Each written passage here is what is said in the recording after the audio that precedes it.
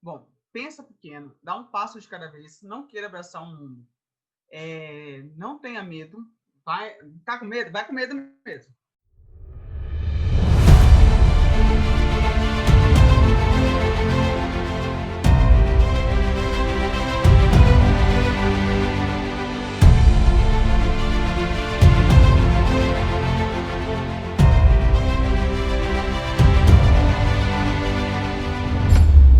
Primeiramente, Cris, eu queria te agradecer por estar aqui, por ter disponibilizado seu tempo, e eu queria que você se apresentasse. Quem é você? Bom, eu sou uma pessoa muito curiosa. Eu sou. Meu nome é Cristiane, mas pode me chamar de Cris. Eu me defino como uma eterna estudante de dados. Eu comecei na época, né, na época que eu comecei a estudar, eu queria fazer alguma coisa que eu pudesse ajudar as pessoas com informação. Aí eu escolhi biblioteconomia, ou ciência da informação, como preferir, o nome não afeta o produto, mas eu comecei a atuar na área de biblioteconomia e atuei durante muito tempo, né? Tive mais de 15 anos de carreira. Só que, por uma curiosidade também, uma insatisfação pessoal, eu comecei a estudar para ver o que eu poderia evoluir na minha área. Aí, quando estava o início de uma discussão sobre a ciência de dados, e o Thomas Davenport escreveu sobre a ciência mais sexy, a profissão mais sexy do século XXI, eu falei, gente, que coisa linda, eu quero saber mais sobre isso. Só que não é bem assim, né? Na época, não tinha nada de ciência de dados no Brasil, ainda uma super incipiente, eu estou falando de 2012. Claro que eu não vou denunciar a minha idade, tá? Eu sou mais jovem do que aparelho, importante é o espírito, Sim. mas eu comecei a estudar por conta própria e nisso eu descobri uma pós que tinha, na época, em gestão e governança de dados. Eu fui fazer. Gostei muito, adorei e continuei meus estudos à parte, depois que concluí ela, e mesmo assim atuando como bibliotecário. E depois disso, eu nunca mais parei de estudar. Aí eu estudei um pouco de R, de Python, tem coisas que é mais do nosso perfil. Por exemplo, eu ainda tenho uma deficiência muito grande em estatística, que é uma coisa que eu estou superando a cada dia, e eu me defino assim, eu sou uma eterna curiosa e uma eterna estudante. Não tem palavra melhor. Sim, muito interessante mesmo, porque quando surgiu essa história de emprego mais sexy em 2012, foi algo que quando as pessoas ainda hoje veem, tipo, ainda brilha os olhos, tipo, o emprego mais sexy, aquela coisa, mas quando você vai realmente começa a trabalhar, começa a estudar, você vê que tem muita coisa ali que é Você escondida, vê que que o não buraco é é mais embaixo. realmente a realidade. Dito isso, como que você realmente começou a ter esse interesse pela área de dados? Foi depois de fazer a faculdade? Foi como que você descobriu realmente que a área de dados era para você? Como que eu descobri? Na verdade, eu descubro a cada dia, viu? Porque tem vezes que eu pego uns negócios que eu falo, meu pai do céu, não vai dar. Mas não, vamos que vai. Depois que eu comecei a estudar governança de dados, eu fui entendendo melhor os processos, como é que era, e foi chegando novos interesses no Brasil, e eu fui conhecendo mais pessoas, que eu vi que tinha um universo a ser desbravado aí, que era uma área vasta, porque no começo fica tudo muito obscuro, né? Aí, quando é uma conquista a cada dia, porque a ciência de dados é uma coisa que se transforma. Por exemplo, nós temos profissões que estão nascendo, por exemplo, engenheiro de machine learning, analista de privacidade, coisas que há 4 anos atrás não existiam. Então, assim, é uma área que demanda muito tempo, disponibilidade e dedicação. E eu falo, é uma aposta de todo dia você aprender um pouquinho cada vez mais. É uma deficiência que você espera ali, uma coisa que você aprende aqui. Então, assim, não tem. Eu falo, todo dia eu me apaixono pela minha profissão. Não tem. Sim. É um compromisso. É difícil, demanda bastante, tem esforço, dedicação, mas é muito compensador. É maravilhoso. Sim, falando nessas áreas de profissões, eu conversei com um engenheiro de machine learning, o Lucas. Ele falou uma frase muito legal sobre isso, que data science é um mundo gigantesco e tem para todo gosto.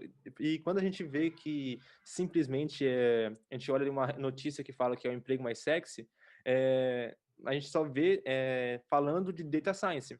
Mas dentro de Data Science, que é um guarda-chuva, tem vários, tem um leque de opções ali dentro. Você pode ser, como você disse, engenheiro de machine learning, analista de dados, engenheiro de dados, trabalhar com privacidade. Então, tem um mundo gigante e às vezes as pessoas olham assim, só têm os olhos para a profissão mais sexy, que é Data Science, mas isso acaba desmotivando às vezes, porque é um mundo muito grande, muita coisa para estudar e as pessoas não conseguem estudar tudo. Então ela tem que definir algo que gosta e como você já fez isso, é muito legal. Então você já foi para a área de proteção de dados, governança, algo que realmente muito legal.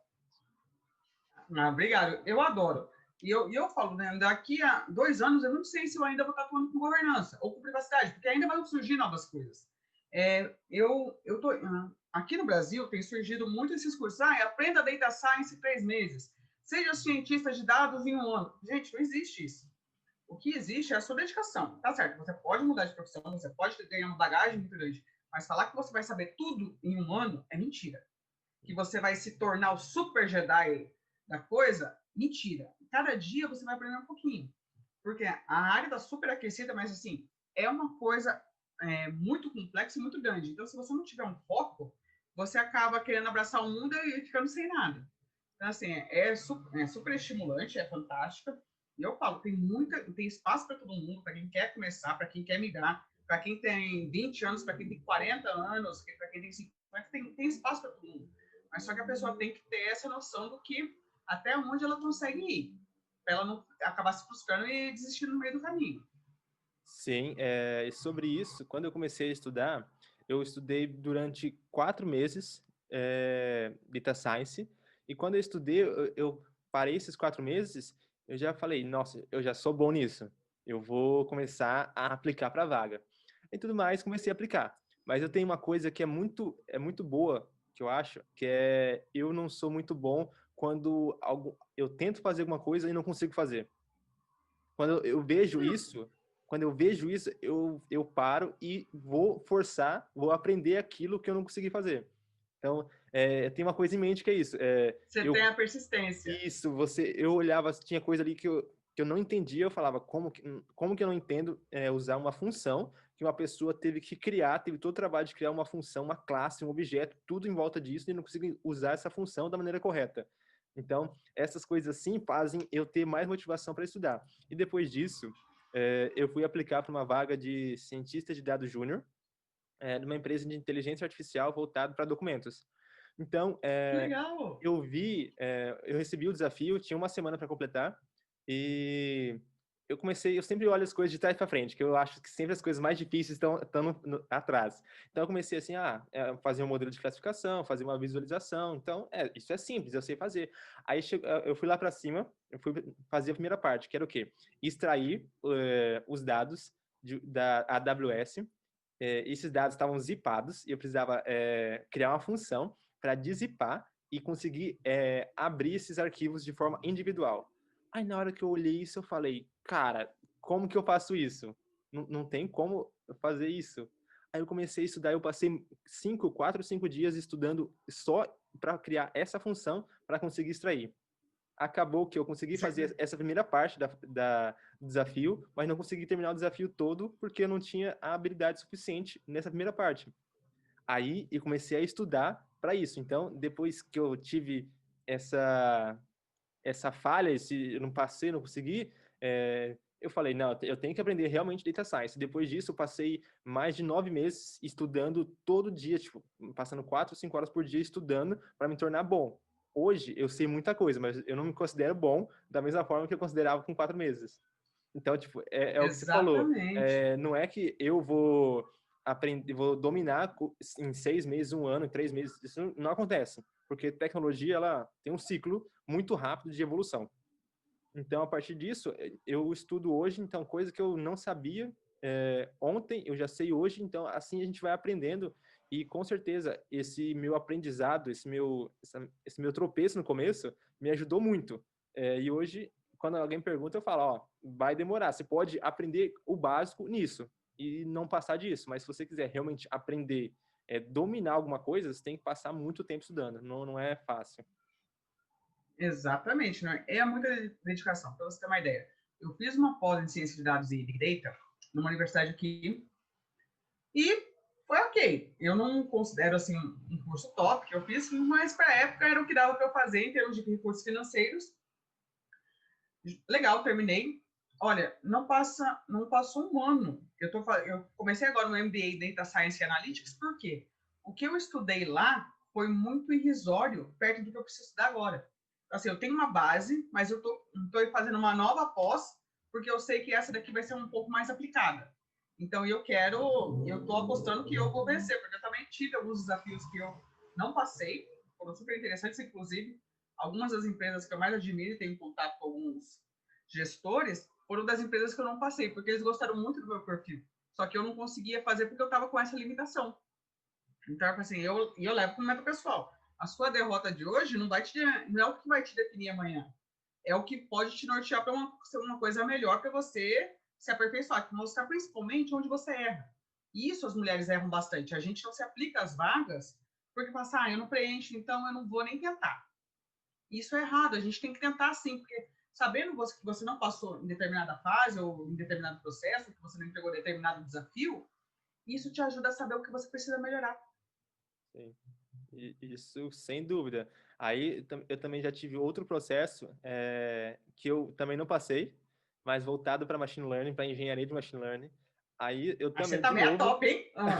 aí eu também, de novo, não passei. Aí eu falei, não, agora eu vou estudar. Eu sei onde eu errei. Eu passei na parte prática, eu passei. Eu consegui construir um modelo tranquilamente. Mas chegou na parte técnica, que eu tinha que explicar hiperparâmetros, coisas mais específicas. Tinha coisas que eu não sabia. Eu sabia usar ali na prática, mas na teoria, eu não sabia a teoria por trás. Então, na verdade, eu não conhecia. Eu só sabia, eu aprendi como fazia, mas eu não aprendi o porquê fazia. Ah, Eu aprendi eu o acho que como. sou eu que vou te entrevistar, porque isso é interessantíssimo, na verdade. É muito interessante isso. Sim, aí depois que eu coloquei isso em mente, depois outra coisa que eu aprendi é sempre entender o porquê e não só entender como que faz. O como é importante, você tem que aprender como aplicar, aonde tem que aplicar, mas quando você entende o porquê, fica tudo mais claro para você, para qualquer pessoa que está começando. Não, exatamente. E a questão aí, uma das coisas que eu vejo o pessoal falando muito, a pessoa fala dados, dados, dados, dados, mas aonde que eu vou usar aquele dado? Para quem que ele vai ser utilizado? Porque uma coisa é o seu entendimento, outra coisa é para quem você vai transmitir. Então, as pessoas mais técnicas, elas precisam aprender sobre negócios e a falar com pessoas, e a explicar, a vender e visualizar esse dado, porque senão fica aquela coisa, você fez um baita de um trabalho, e as pessoas não conhecem, não sabem, elas falam assim, mas para que eu vou usar isso? E às vezes é isso que elas precisam, mas só que você não está sabendo como atender essa necessidade. Então, uma das coisas que eu sempre falo, gente, o bom de pessoas, da diversificação das pessoas na área de dados é isso, a gente vai ter mais gente enriquecendo os assuntos, a gente vai ter um universo mais completo, e a gente vai saber trabalhar melhor e atender melhor as pessoas. Sim, sim.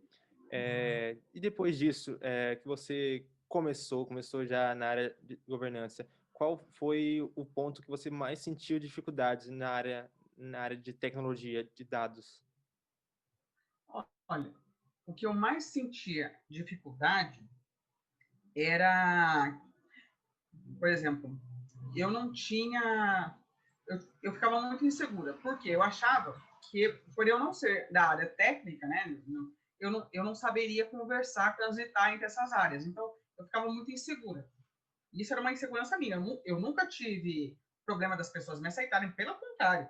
As pessoas sempre são muito receptivas comigo. Mas eu sentia muito essa insegurança. Depois que eu venci essa questão também, a famosa síndrome do impostor que a gente tem que batalhar a cada dia, depois disso ficou muito mais fácil. E isso, eu fui me destacando sozinha. E agora, isso é uma das minhas grandes forças, porque eu consigo transitar entre áreas de negócios e áreas técnicas com uma facilidade muito grande. Porque eu aprendi a ouvir melhor as pessoas e nisso eu me coloco no lugar delas para trabalhar melhor com elas. Então, a minha maior dificuldade foi essa, superar a minha insegurança, sinceramente. Sim, mas para superar a insegurança, você teve que reconhecer que era insegura. Como que você descobriu que tinha essa insegurança? É uma coisa que não vale, é uma coisa de todo dia. Porque, por exemplo, eu fui, porque, por exemplo, não basta só você estudar, você tem que se analisar também. Migrar de área é você sair da sua zona de conforto. Isso já te deixa bastante receoso com tudo. E conforme eu fui me aproximando das pessoas, estudando mais, me apoderando mais das coisas, eu fui vencendo essa limitação. Mas é uma coisa que eu falo, que é sempre, às vezes bate uma segurança assim, eu preciso falar, não, calma, respira, vamos lá, você dá conta, e bora lá. Sim, sim, é porque chega uma hora que você começa a enxergar, não tá dando certo alguma coisa, por que não tá dando certo? Então aí você começa a observar, então Isso. isso é muito importante. E depois que você já fugiu dessa área, já não tinha mais essa insegurança, como que foi você ganhar cada vez mais confiança na área? Aí eu fui me desafiando, por exemplo. Aí eu comecei a escrever. Eu tenho uma coluna na BraCD. Eu comecei na cara de pau mesmo, e adicionando as pessoas que eu gostava do perfil. Falei, oi, tudo bem? Eu tô aprendendo. Achei muito legal, eu gostaria de te acompanhar. Nossa, conheci muita gente maravilhosa assim. Os meus próprios colegas também, eu sempre peço, gente, o que eu posso melhorar, tal. E fui me expondo mais. Aí, por exemplo, uma coisa que eu venci, uma limitação minha, que era dar palestra. Eu odeio falar em público. Eu me expor, nossa, até que na minha primeira palestra foi um fiasco. Eu confesso, eu fiquei muito nervosa. Mas eu pensei, não, eu não posso deixar de fazer as coisas porque isso me dá medo. Não, eu vou com medo mesmo que faço. Eu sei que não vai ser bom as primeiras, mas é uma coisa constante. E infelizmente, agora com a pandemia, a gente tem que aprender a desaprender e aprender novamente. Não é só porque as coisas que eu pensava são assim, tá? Porque eu não me acho tão boa que o próximo não vai me achar. Então, eu preciso também sempre estar me estimulando dessa forma. E eu meto a cara e a coragem, vou atrás do povo, as pessoas que entram em contato comigo, eu converso, porque da mesma forma que eu comecei um dia, as outras pessoas também começaram. Sim. Isso é muito legal, vai criando uma rede, é muito bacana. E aí você vai vendo os resultados, nossa, é muito gratificante.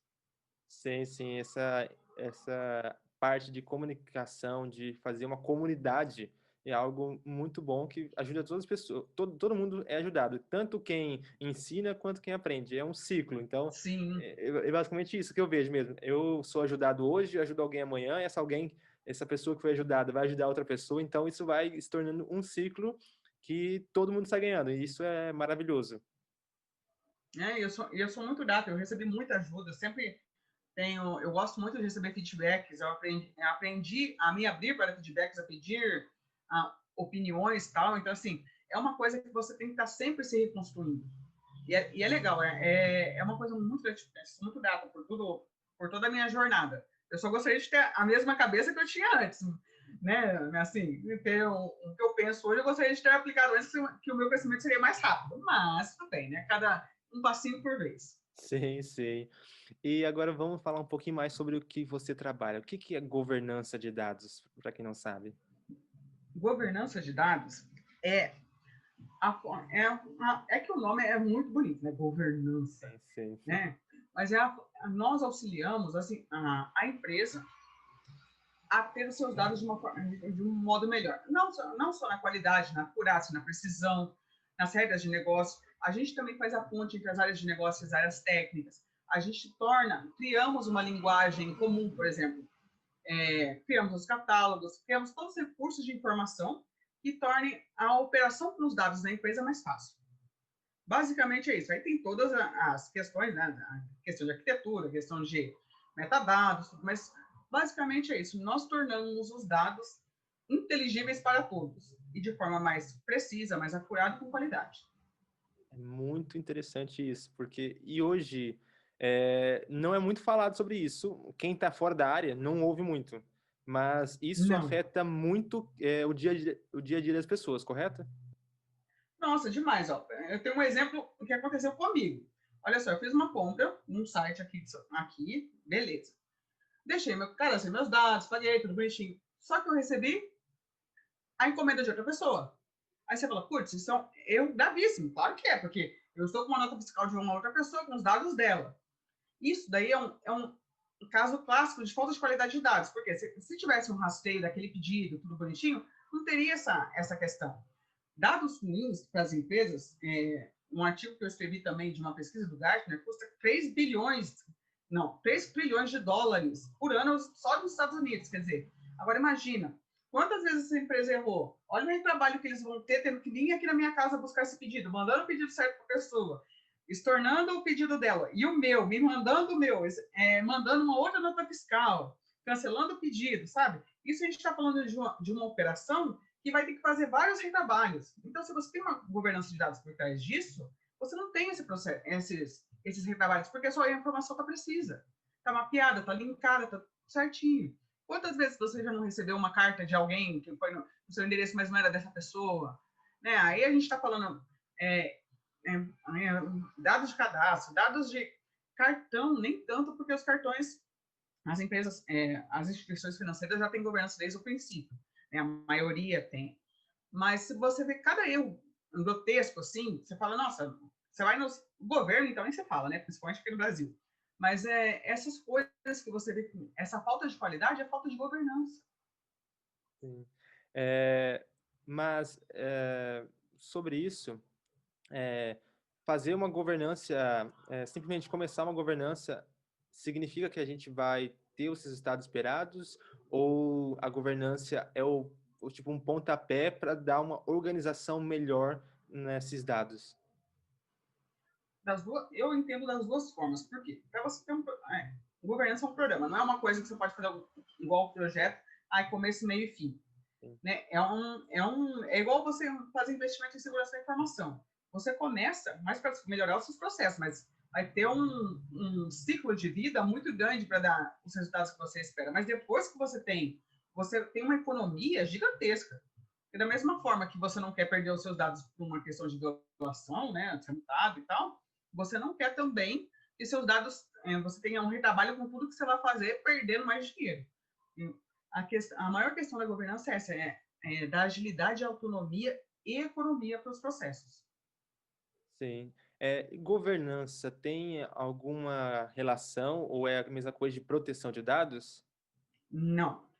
A governança, a proteção de dados pode estar inserida num programa de governança, mas a proteção, ela já é uma coisa que precisa ter parcerias. Aí precisa o pessoal da segurança da informação, tem que ter o pessoal da engenharia, tem que ter todos os processos. Porque hoje em dia, até para você arquitetar um sistema, você tem que estar pensando na privacidade, na proteção dos dados.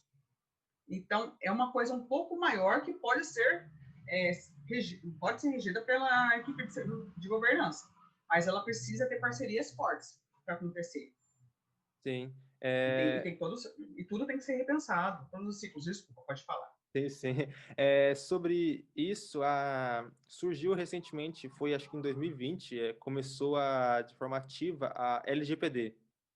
A LGPD, ela surgiu em 2018, mas ela entrou em vigência em 2020, agora em agosto. É uma lei similar, eu falo que ela é similar porque ela é baseada na GDPR, mas ela ainda não é tão abrangente quanto a GDPR. Mas, graças a Deus, já é um pontapé inicial para que os brasileiros comecem a pensar em privacidade. Isso é muito importante para a gente, porque justamente para a gente poder também trabalhar com outros países, como Portugal, como Europa, Califórnia, né, Estados Unidos, Canadá, que estão mais adiantados em termos de privacidade do que a gente. Sim, sim. Quando eu vejo privacidade, na minha visão, é eu fazer algo de maneira com que outra pessoa não tenha acesso a essa informação, ou talvez essa informação seja minha só realmente quando for necessário, ela vai ser usada. Seria isso, essa privacidade?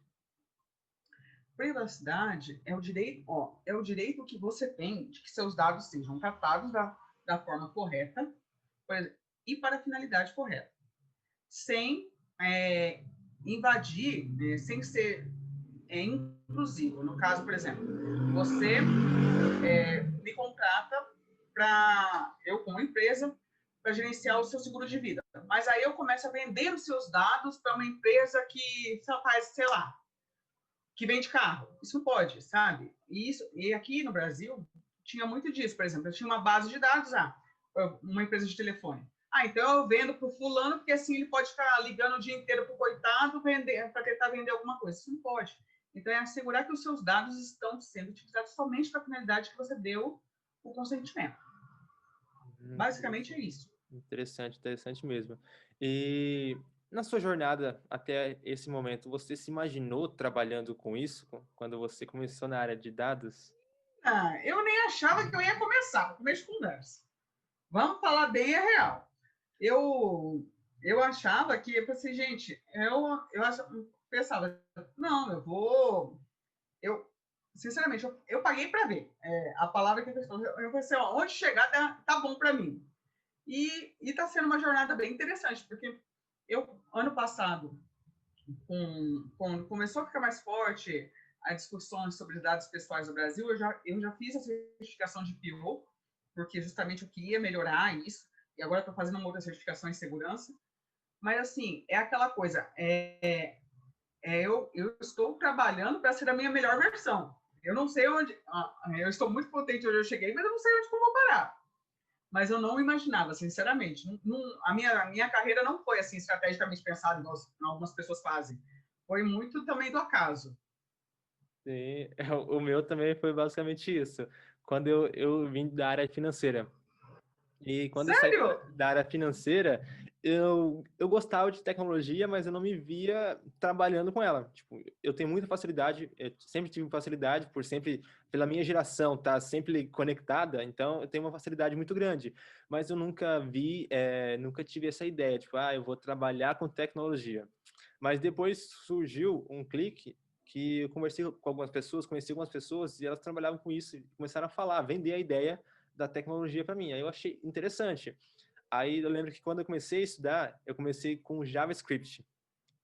E quando Rapaz. porque quando se falava, quem está começando hoje, a primeira coisa que você ouve de tecnologia geralmente é desenvolvimento web. E desenvolvimento Sim. web é basicamente o JavaScript domina o mercado hoje. Então, eu comecei por ali. Aí não passou muito tempo, passou um mês, eu falei, não, isso é legal, mas eu não me vejo já trabalhando, programando, trabalhando como um desenvolvedor web. E JavaScript é uma linguagem muito boa, mas comparado com outras, com Python, por exemplo, é um mundo completamente diferente. Aí depois disso eu estava quase desanimando e um amigo falou: por que você não tenta Python? Python, aí eu comecei a pesquisar e vi que Python é uma linguagem de alto nível, é muito simples e tudo mais.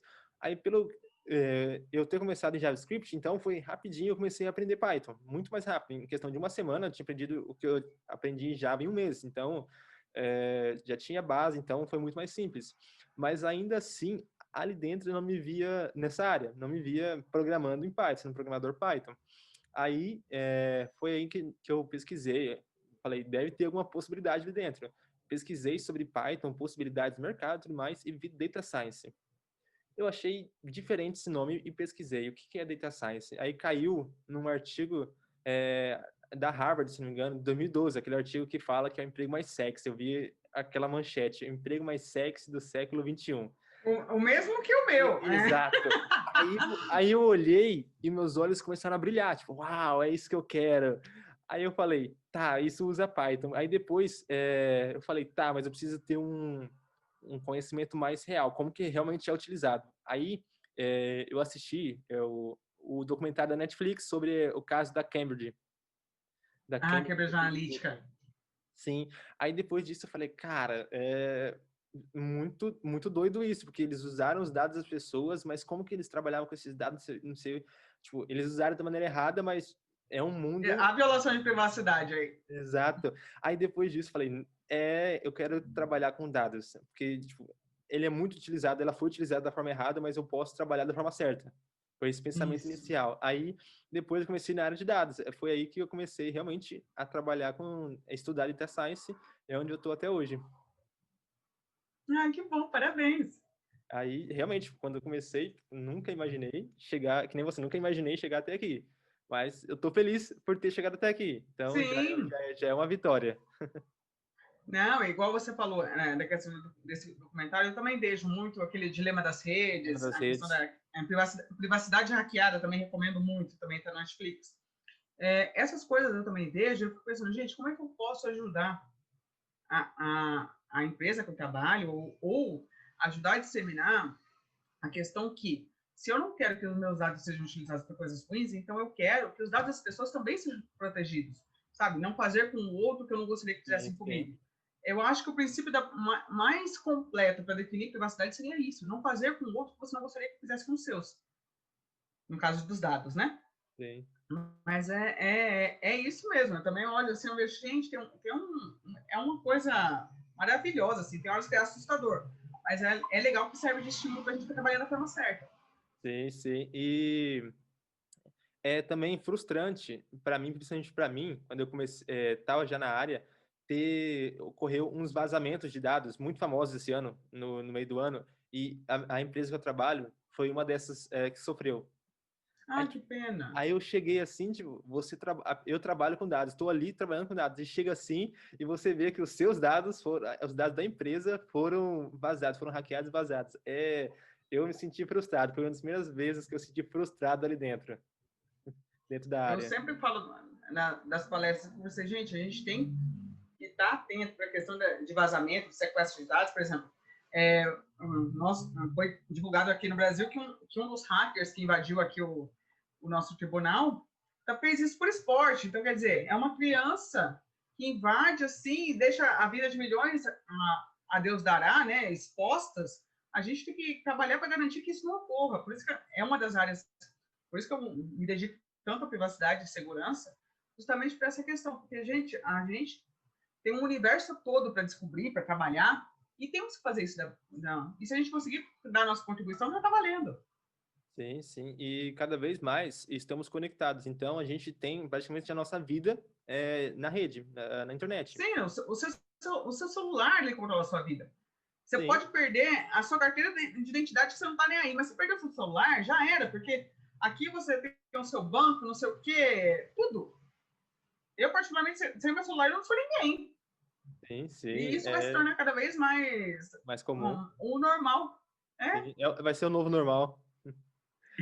com certeza. O novo normal, eu acredito que o novo normal vai ser não existe mais carteira. A gente vai simplesmente carregar só o celular que vai ter tudo. Porque hoje é Então, muito aqui, comum. não, por exemplo, eu mesmo não tenho mais bolsa praticamente, eu só carrego o celular. E daqui a um tempo os documentos também vai andar para documentação digital. E pronto, Sim, já sim. era. Sim, já tem até. Eu lembro que eu tinha no celular também a CNH Sim, online já, então quase não andava com documento, era só o celular, porque já tinha banco, já tinha CNH ali, um documento de identificação, então já tinha tudo. Então não tem necessidade de dinheiro. Dinheiro também é outra coisa que eu vejo que vai começar a sumir cada vez mais. Vai ser, sim, agora com o blockchain vai começar a dar mais segurança para as operações. Então a moeda digital daqui a pouco vai ser um presente. Por exemplo, a China é uma nação praticamente sem dinheiro impresso. O Brasil está caminhando para a moeda digital agora com o Pix. Os outros países também. Os Estados Unidos eu acho também que já está bem avançado. Canadá, Austrália. sim, e blockchain, você conhece alguma coisa, mas da parte de privacidade, você tem ideia de como funciona?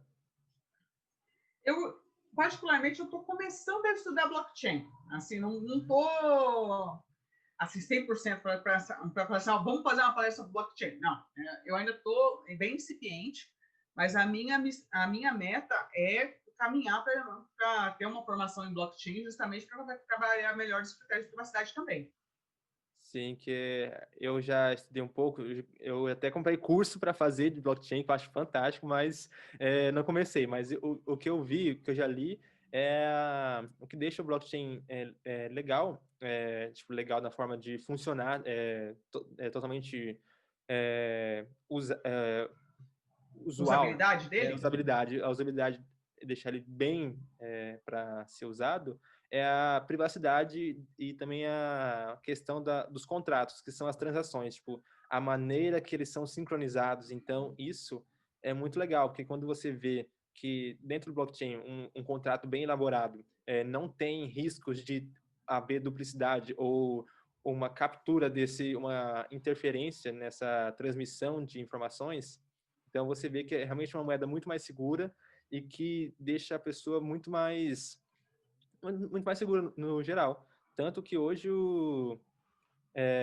querendo ou não, o Bitcoin é utilizado para meios ainda fora do normal, Usos, né? ocultos. Então, é muito comum Isso. você ver coisas nesse tipo, porque não é rastreável. Tem esse problema ainda, mas eu acredito que com o passar do tempo ela vai começar a ser um pouco melhor, mais organizado com relação a isso, mas a forma que ela opera hoje é uma maneira fantástica. Sim, e ainda para gestão de acesso, para um monte de coisa. Ela tem várias aplicações assim que podem facilitar muito a vida da gente. Eu acho também muito bacana. Eu acho que vai ser uma coisa bem legal. Tá na minha lista de cursos ainda do blockchain. Eu tô com uma lista interminável que parece que só cresce, sabe? Eu não sei se você assistiu, não é na sua época, mas o filme Gremlins. Você jogava água no bichinho e se multiplicava. Isso em ciência de dados eu acho que acontece muito com a gente. Livro, curso, parece que quando você pensa em um, ó, tem mais 3, 4 para você fazer, é uma maravilha. Eu lembro que quando eu comecei a estudar, eu comprei 2 cursos e estudei esses 2 cursos. De lá para cá, eu sou um acumulador de cursos. Eu também. Eu não posso vir um assunto legal que eu vejo, por exemplo, a Udemy. Eu vou na Udemy, vejo algum assunto legal ali e compro. Ai, Nunca gente. assisto, mas eu tenho ali. Não, eu também. Acho que eu tô com 50 cursos. A minha meta esse ano, terminar pelo menos metade. Não vou terminar. Porque eu terminei acho que 10, mas aumentei acho que 30. O da Data Science Academy também, que eu sou aluna há muito tempo, que eu acho que foi uma das escolas que foi um divisor de águas da minha vida. Também, eu até nem olhei a Black Friday, porque, gente do céu, só aumenta a coisa. Eu comecei com uma formação, já tô com 4. Já terminei uma, aí a outra tá pela metade. Então, assim, eu falo assim, qual é a única desvantagem da ciência de dados? É essa, você tem parte da sua renda destinada a cursos, e o seu tempo você tem que multiplicar, que isso não acontece, né? Exato. Aí chega numa hora que você vê que a relação tá meio. Não bate a balança. Tipo, tem muito mais curso Não e muito bate. mais tempo disponível do que as coisas. Exatamente. E publicação também. Gente do céu, tá saindo muito material bom aqui no Brasil sobre privacidade, então, ai, tenebroso. Meu Haja cartão não tempo. tem descanso. Haja tempo, haja tempo. Verdade. Outra coisa também que antes eu era meio reticente, eu tinha um certo preconceito, era assinar artigos de tecnologia. Então, tipo, nunca assinei, sempre fui muito de ler coisas gratuitas na internet. Mas depois que eu Uhum. conheci, por exemplo, o Medium, que eu vi que o pago ali é fantástico, tem muita coisa, o Tor de Data Science, então, aí, tipo, Sim. aí eu já virei assinante, aí todo dia, pelo menos uma notícia, uma coisa diferente eu vejo Ah, ali, mas é muita coisa, muito material aí você quer ficar o legal. dia inteiro, aí você fala assim, gente, eu tenho que parar de trabalhar só para estudar. Exato. Aí você fala, mas se eu parar de trabalhar, não vou ter dinheiro. Não Ah, vai ter dinheiro então. para comprar para estudar. É um ciclo. Exatamente, exatamente, é um ciclo vicioso. Muito, muito legal mesmo. E Cris, qual que seria a dica para quem está começando? Uma dica sua para quem está começando? Bom, pensa pequeno, dá um passo de cada vez, não queira abraçar um mundo. Não tenha medo, tá com medo? Vai com medo mesmo. Mas faça contatos, não tenha vergonha de se expor, perguntar, olha, o que você acha? Adicione as pessoas, procura, vai em eventos, tem muito webinars legal, tem um pizza de dados, tem muita coisa legal para você ouvir. Por exemplo, não tem dinheiro para investir agora, tem muita coisa gratuita também, faça cursos gratuitos para depois você ganhando maturidade, mas assim, não desista, não pense que vai ser em 2, 3 meses que a coisa vai mudar. Tirando você, que é uma exceção, vai dando um passinho de cada vez, vai fazendo no seu ritmo, no seu limite, mas não deixe de fazer. Sabe? De passo em passo que a gente chega lá. Sim, sim. É o que eu sempre falo também. Tipo, não adianta você querer aprender em pouco tempo. Você pode aprender o básico. Foi no meu caso, tipo, eu aprendi o básico em 4 meses. Eu achava que estava bom, mas quando chegou realmente para colocar o conhecimento em prática, eu não vi. Aí hoje, agora, depois de um ano que passou isso, eu já me sinto mais confortável no assunto. Mas mesmo assim, é o que você disse, é todo dia estudando, todo dia comprando curso, é nisso. E é um pouquinho por vez. Por exemplo, daqui a um ano você vai agradecer o tanto que você estudou hoje. Então, assim, é uma aposta que você faz no futuro. Então, assim, né, não é só por isso que você pode ser ser displicente. Não, vai um pouquinho ali. Um dia que você está lendo um artigo, um dia você faz um curso ali, um dia um curso aqui. Né? Se for o caso, segue minha página na AbraçoCD, que eu estou sempre postando uns artigos legais também para o pessoal que está começando. Tento falar da forma mais simples possível para que seja entendível para todo mundo, né? Porque a vida não é só falar coisas técnicas, mas não tenha medo, é aquela coisa, mantenha uma constância. Sim, Todo sim. esforço vale a pena. É um pouquinho de cada vez. Se não tem tempo, se você não tem tempo de estudar 2, 3 horas por dia, estuda meia hora, 10, 15 minutos. Exatamente. Com certeza isso vai fazer diferença, que é aquela coisa, é um pouquinho em pouquinho. Você faz um pouquinho hoje, um pouquinho amanhã, quando você vai ver, depois de 2, 3 meses, já tem um considerável. Depois de um ano, já tem muito conhecimento. Depois de 2, 3 anos, então, é constância. Uma coisa que é aprender, Exatamente. dar o primeiro passo e ter a constância naquele primeiro passo. Então, dá um passo pequeno, mas dá vários passos pequenos. Não precisa dar 2 Isso. grandes. É um pequeno hoje, um pequeno amanhã, e assim a gente vai aprendendo. O importante não. Por exemplo, é igual uma frase que eu acho muito bonita. Se você não puder andar, se você puder correr, caminhe. Se você não puder, engatinha, mas, sabe? Mas se mova. Não pare. Não para, exatamente. Exatamente. E Cris, eu queria te agradecer pelo seu tempo, pela essa conversa fantástica, que eu aprendi muita coisa aqui. E Imagina, eu que agradeço. vou deixar o seu site, a sua página do AbraçaD aqui para o pessoal conhecer. E com Pode certeza, deixar meu LinkedIn também, podem me adicionar. com certeza. Então, muito obrigado novamente e até uma próxima oportunidade. Eu que agradeço. Obrigado, viu? Nada. Tchau, tchau. Tchau.